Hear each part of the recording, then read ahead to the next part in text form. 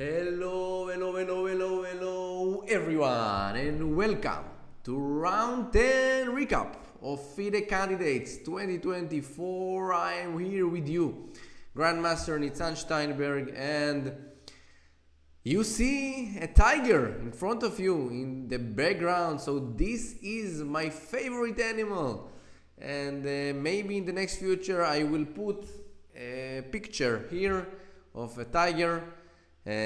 So this is my favorite. You are more than welcome to write below in the comments what is your favorite animal in the whole world. So yeah, another fact on me, guys. So let's see, we are in round 10, only 14 games in this round. So in this tournament, of course. So let's see how it goes in round 10. The first game that we will see, Fabiano Caruana against Ali Reza Firouzja. You know what? Let's start with someone else. Let's start with with Pragananda. Let's see if it's something went wrong with my internet, and now everything is fine. Let's see. Okay. Yes, so can you see it? So we will start with Pragananda against Vidit.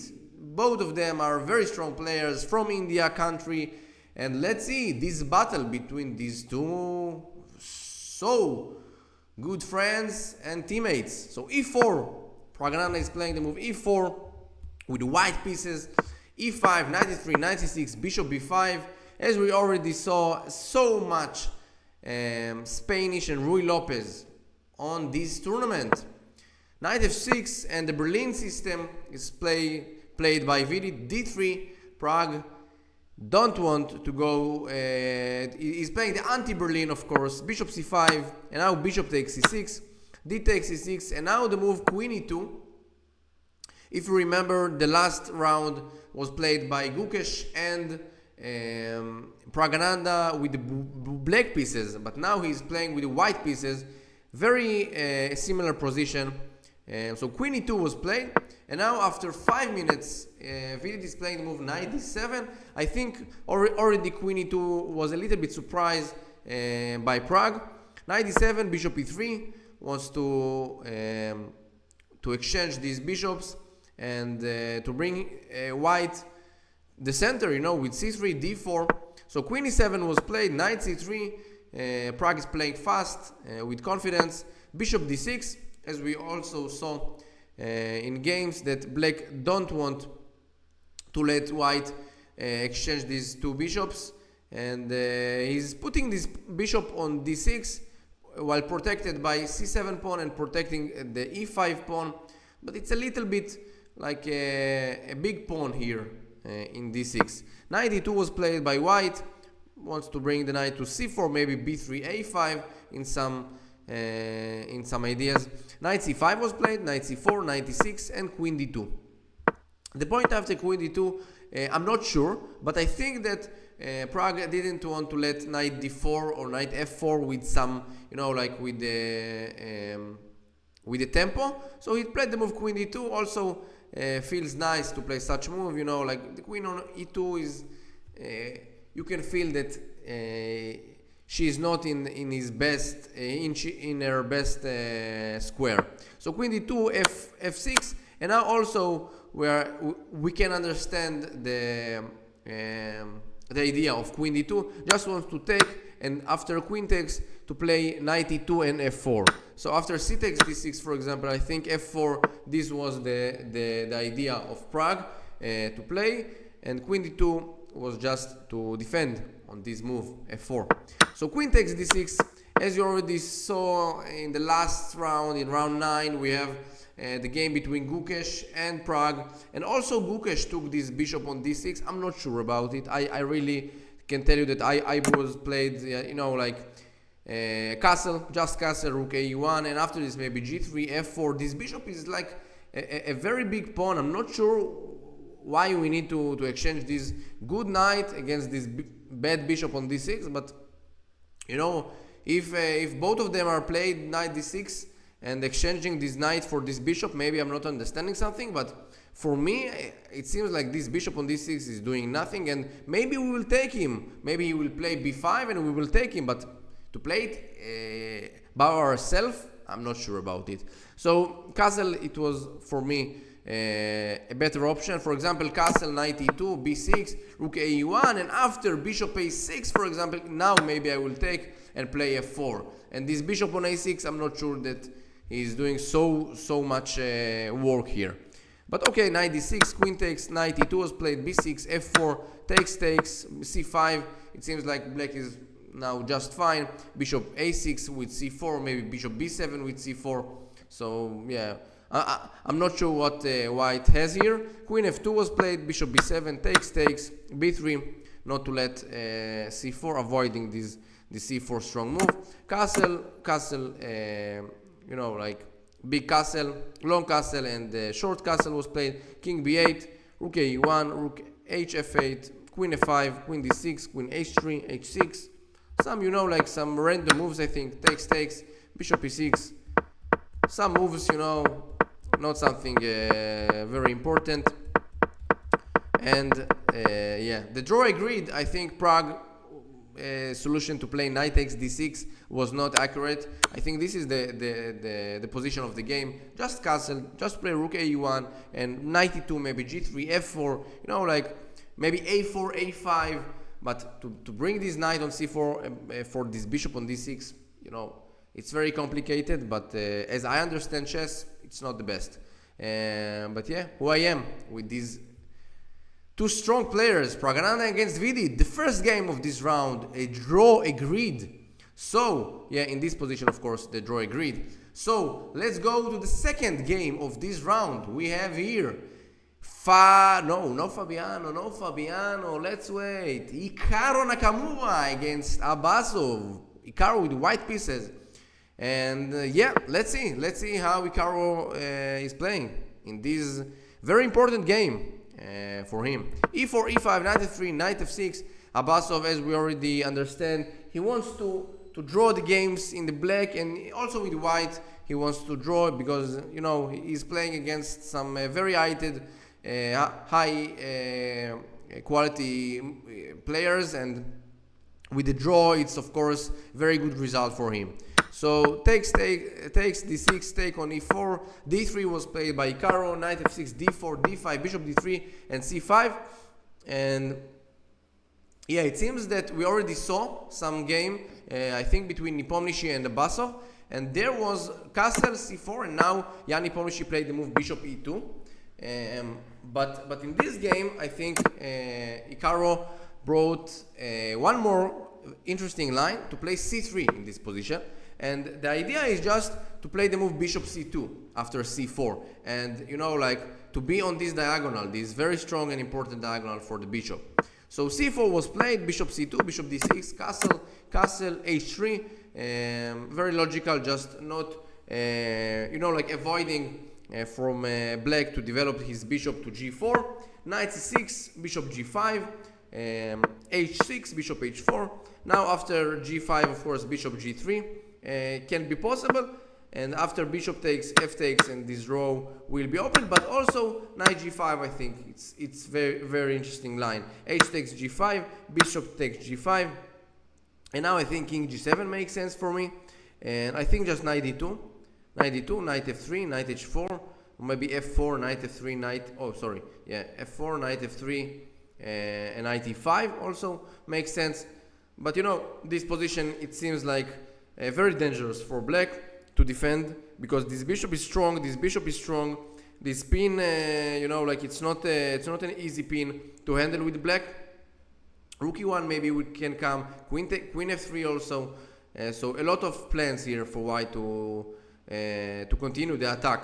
But he played the move b5 with the black. Abbasov playing the b5 move. I'm not sure about it. I think also rook e1, e8 was a possibility for black.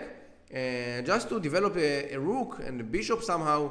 Maybe bishop d7, bishop e6, maybe bishop e7, just block this pin.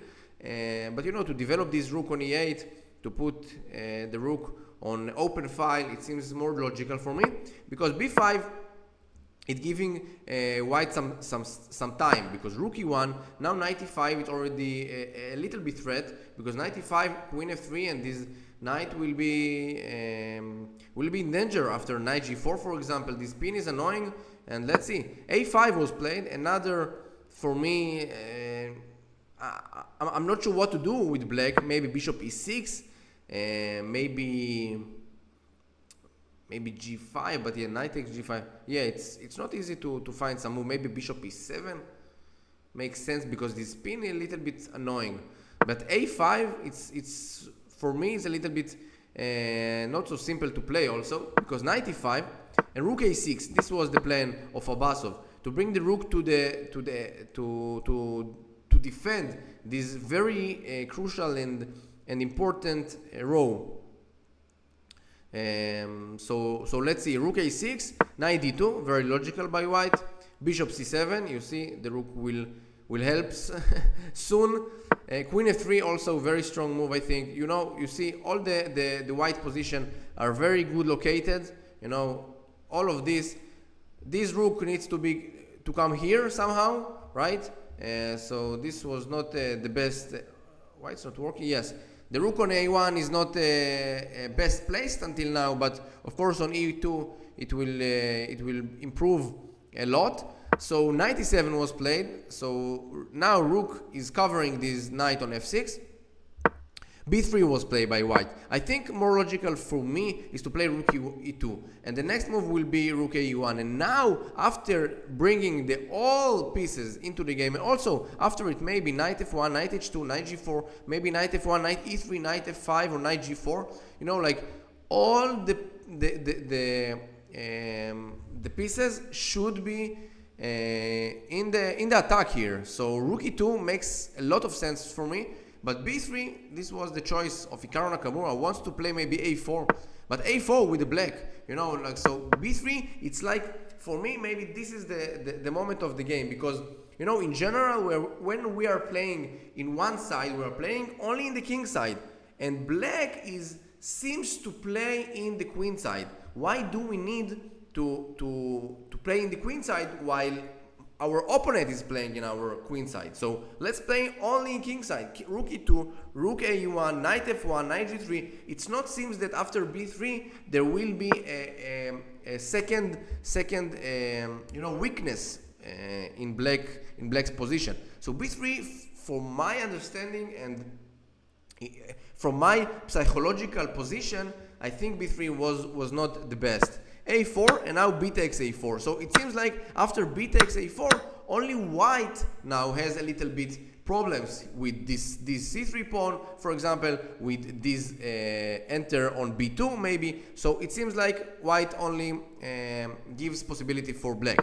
So knight f1 now, and a3. You see in the long run, we can see that a3 pawn will be very strong for black, and these pawns will be weak. So I think b3 was maybe the inaccurate of Caruana Nakamura. Rook a b1, rook e6, knight g4. I think also knight e3 just makes sense for me to bring the knight on f5, and yeah, it seems like it's really strong. Also knight g4 can be happen. It seems like strong move, but he played the move knight g4, knight takes g4, h takes g4, and queen e8. Logical, just to to avoid and move away from this pin, from this very painful pin from this bishop on h4. And now bishop g3 was played. I think also in this position, just to play knight e3 to attack this pawn. Of course not immediately, but after king f1, for example, you can attack this pawn on d5. Also maybe in the next moves to play something like knight f5. And also I'm not sure that bishop e7, it's not a threat, right? Bishop e7, just queen takes and queen takes d5. It's really a threat. So yeah, knight e3 I think was a little bit more strong. But he played the move bishop g3, bishop a5. I'm not sure that the bishop on g3 is doing a great job here. Rook takes e6, bishop takes e6, rook b7. It seems like white is playing in the both of the board, like the king side and the queen side, but I'm not sure that this is the way to play in this position. You know, we have so much control in the king side. Let's put a checkmate there. So yeah, knight c8 was played, bishop f4. Also, one interesting move was to play g5. For example, h takes g5, I think is just losing because of queen h5, g6, and bishop takes g6. And after f takes, queen h7, it's a checkmate. So in this position, it seems like it's already winning. f5, and now rook takes g7. Brilliant solution. King takes g7, bishop e5. And now, of course, after king g8, queen h8, king f7, and queen g7 or queen h7, it's a checkmate. So yeah, it's just winning after h takes g5. But of course, after g5, there is a move queen c6, and this rook will move away from the 7 row. I think maybe rook b8 or maybe rook b1. For me, maybe rook b1 makes more sense to bring the rook to e1 or e5 in the next future. H takes g5, queen h5. Now g6 also losing after bishop takes. Of course, this line should be understandable for all viewers. It's a checkmate. And now after f5, just queen takes g5. You know, this bishop is a big pawn here, and you know, like knight d2, knight f3, knight e5. It seems like very strong attack here. The black's pieces are not good at all. But he played the move bishop f4 now, queen c6, rook b8, knight e7, rook b1. It seems like white just drop the initiative and the advantage. Queen d7, g5, bishop g4, queen g3, h5. Very strong by black. Queen e3, knight g6, bishop h2, rook e8. You know, all the black pieces are just brilliantly now, and the attack. Icaro is in defense here. Queen d2, rook e2, rook b8, king h7, queen c1, and now queen e7. Maybe this was one mistake here by Abbasov. I think also bishop c7 was quite good, because this bishop on a5 already did his job, because bishop c3 is not good because of bishop takes g6 and queen takes the c3 bishop. But bishop c7 wants to exchange these bishops, and also to provide black in the future, of course, the possibility to play knight f4. Of course, now there is no possibility because of this pin, but knight f4, h4, h3, some ideas like this, and this bishop on h2 is very good for white. So bishop c7, it seems like it was the solution, but queen e7 was played, bishop e5, and now it turned out that the queen on e7 is doing nothing, right? So maybe bishop e5, this was the move that Abbasov missed. Queen e6, and now knight g3 was played. Makes sense for me. Rook takes e5, d takes e5, queen takes e5. Now here is a threat, here is a threat. So rook b5 was played. Of course, after queen takes e3, it feels like it should be winning somehow, but no, maybe it's not so easy. Maybe just rook takes d5 and knight e4. Yeah, maybe this one. But he played the move bishop takes e3, and queen e3 was played. Queen takes, f takes, and d4. Takes on d4, bishop takes, king f1, and h4. And now knight e2 makes sense. I think also knight f5. You know, like it's a little bit more, you know, aggressive and attacking. You know, it's more attacking things here, right? Knight e7 it's a threat. Maybe knight h4 it's a threat because of this pin. Of course, this bishop on d4. So knight f5. It seems like it's more logical. But he played the move knight e2 with a lot of time, 26 minutes. Bishop e3, rook a5. It seems to be winning for white because this pawn on a3 will be taken. King g8, rook takes a3, bishop g5, rook a8, knight f8, and a4 is going forward. f5, knight d4, h3, just looking on this pawn on f5, h3, takes, king f2, bishop h4, king f3, bishop g4, king g2, f4, bishop f5, very strong move, f3, king f1, just replacing these two bishops, and of course a5. Next moves will be a6, a7, and promote the queen. So Hikaru Nakamura is winning this game against Abbasov, and he's coming back with 5.5 out of 10. And you know, it's really big achievement for Hikaru, and he's you know, is closely to the standings here in FIDE Candidates 2024 round 10. Hikaru Nakamura 1, Abbasov 0.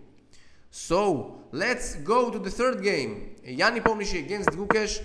Let's do it quickly as possible. Rui Lopez, Spanish, like we know. Knight G7 was played D4. Takes, Knight C6, Queen E3, Bishop E7, Knight C3. It's I think it's already something new here was happened, but Queen D3 maybe, if I'm not mistaken, but Queen E3 also be possible. But now Gukesh is thought like 17 minutes on Bishop E7, so it seems like Bishop Queen E3 was also already like surprising move by Yanni Pomnishi to Gukesh. So Bishop E7, Knight C3, Castle, Knight D5, B5, Bishop B3, Knight A5. It makes sense.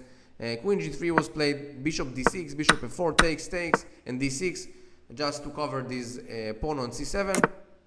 Castle, Bishop E6, Rook FD1, also makes sense. I don't want, to move so many deeply, because, just improving the Rook. Rook E8, H3 also, to give a window for the king. H6, the same. Rook D3 wants to bring this rook to E1 or to D1. C5, threatening C4. Now Rook G3, threatening of course Queen takes H6, King H8, C3, takes, Queen D7. It seems like the attack on the G file on the kings, the black's king is nothing. Here B4, takes, Rook E5, Queen D4, Queen A7, Rook D3, Rook E2, takes, B4. And this position, of course, it should be a dead draw. Takes, taking everything here. B4, D6, Rook D1, takes, and they agree to a draw. I can tell you that safely by Gukesh with the black pieces in the Spanish, a lot of exchanging pieces. And yeah, Gukesh seems like very strong in this tournament with 6 out of 10. Of course, Yanni Pomnishi also with 6 out of 10. Very exciting moments here in round 10. And only 4 rounds left to this tournament end. So let's see the last but amazing game by Fabiano Caruana against Ali Reza Firouzja. Let's see Fabiano Caruana. As you remember, he lost the game against Hikaru Nakamura, I think 2 rounds before this game against Firouzja. And Fabiano is playing with white pieces. Let's see how it gone.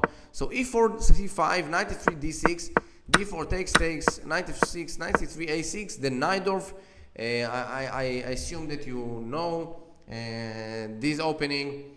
I played it also with the white pieces, also with the black pieces. I can tell you a lot of things in this position. I played H4 a lot of times. I played it the first time in Gibraltar. I have a very cute story about this one.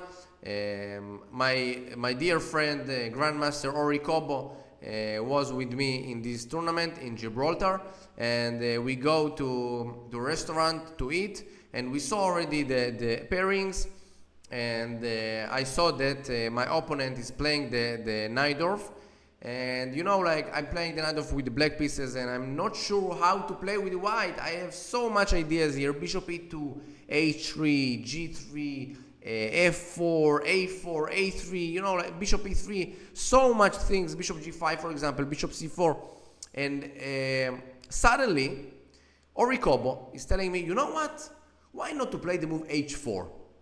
And I told him, no way, Ori, what you're doing, what you're telling me, Ori?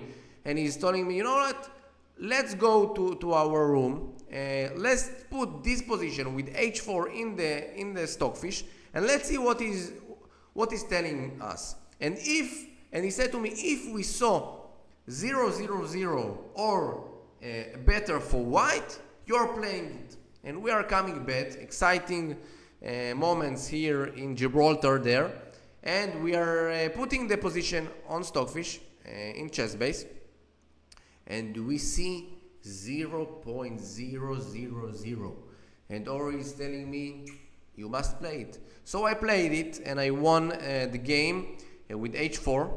and after it, so much very strong players played it.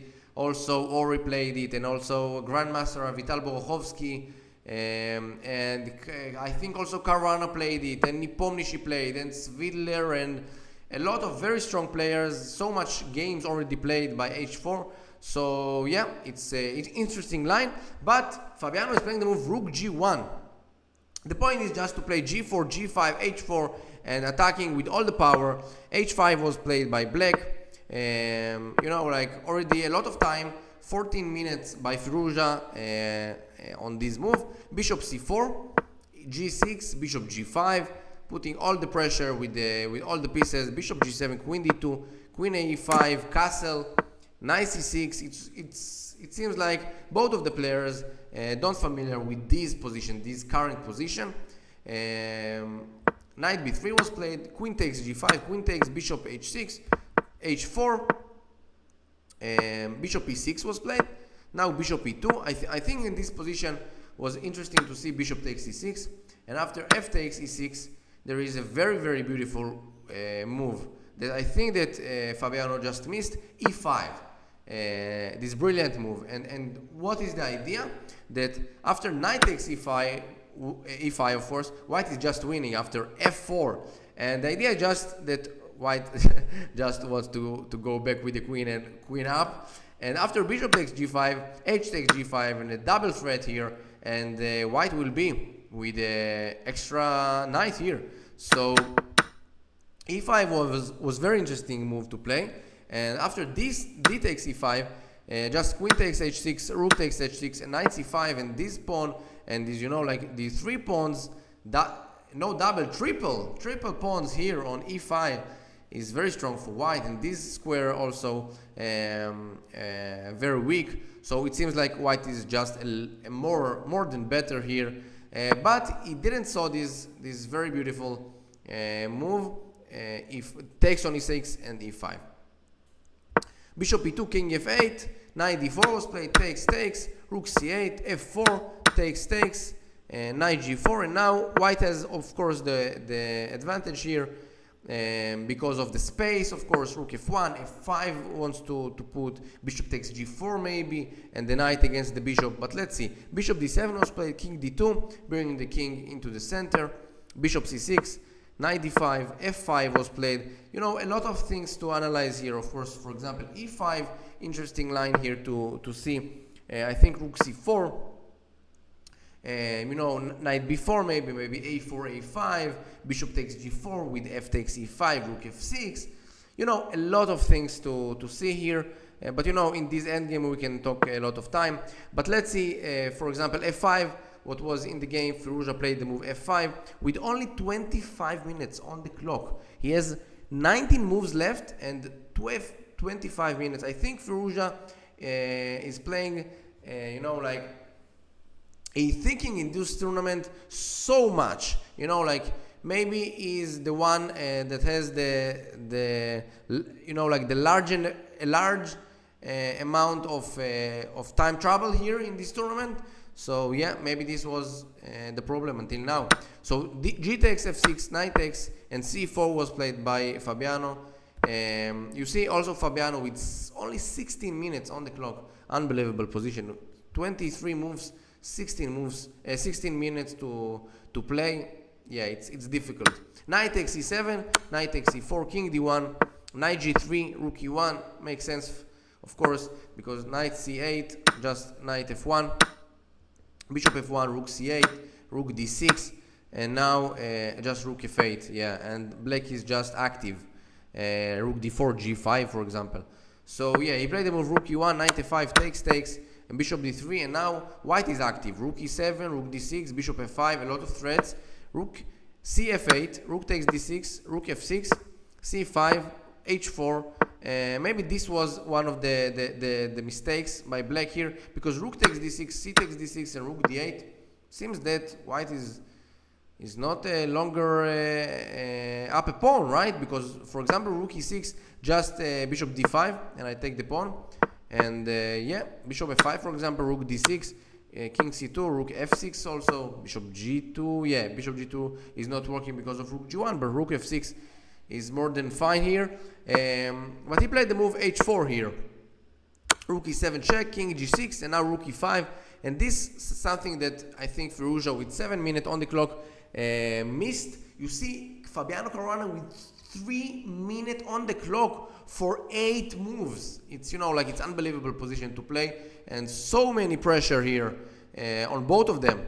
Rook h5, for example, now rook takes d6, c takes d6, bishop g2. I think it's losing after rook f5, maybe. But bishop f3 check, and after is, yeah, there is no possibility. I thought like h3, for example, but this is losing after takes, and d7. h2, queen, and you know, it's just winning, yeah? Queen g5, and at least to take this bishop, and the game is over. So, yeah, after rook h5, bishop f1 was played. Wants to protect this pawn on g2, but also another move was to play rook d8, with the idea to play rook g8 after bishop takes g2, of course, and also rook g8, rook g5. It's a little bit threat, and another threat is just to play rook e7, and after it rook g8, and the king on g8 on g6 is not safe at all. But he played the move bishop f1, also very logical in this time situation. Of course, rook takes d6, c takes d6, king, rook h8, rook e8 check, e6 check, sorry, king f7, bishop c4. Of course, bishop g2 is not working because of rook. Of course, rook e2, also winning, right? Yeah, it's winning. But also rook h6, king g7 takes, and d7, and promote. But in this position, rook d8 was played, and king e1. Another very strong move. King e2, for example, is not the same because of bishop takes g2, and now rook e2 cannot be played. So rook e1, very precise move. You see, half a minute for Firouzja for 4 moves. So king g7 was played, king f2, 8 seconds on the clock, a5 with the black pieces, a3, b5, bishop d3, and you know, the last move with 3 seconds on the clock, bishop d5 was played by Firouzja. And yeah, it's, you know, it's very complicated to play such games with so low on time. Rook e7 check, king, bishop f5, and just bishop takes b5, king f6, rook c7, rook takes d6, rook c6 is going to the end game with pawn up, and this is just a game over after king g1, king h3, and there is nothing to handle this pawn, to defend this pawn on h4, because of after bishop c2 and king h5, I just will do a bishop e6, bishop e8 check, and take this pawn, and b4, and the game is totally loose here. So Fabiano Caruana is coming back into the tournament with 5.5 points out of 10. You know, like, extremely difficult game to play with so many time trouble here with both sides. Fabiano against Firouzja, and you know, Fabiano, after a very, you know, like, painful loss for Hikaru Nakamura, sorry, he managed to bring himself into the tournament with a very important win on Alireza Firouzja. So, dear friends, only one thing I want to ask you. Please subscribe the channel, like the video, and of course comment.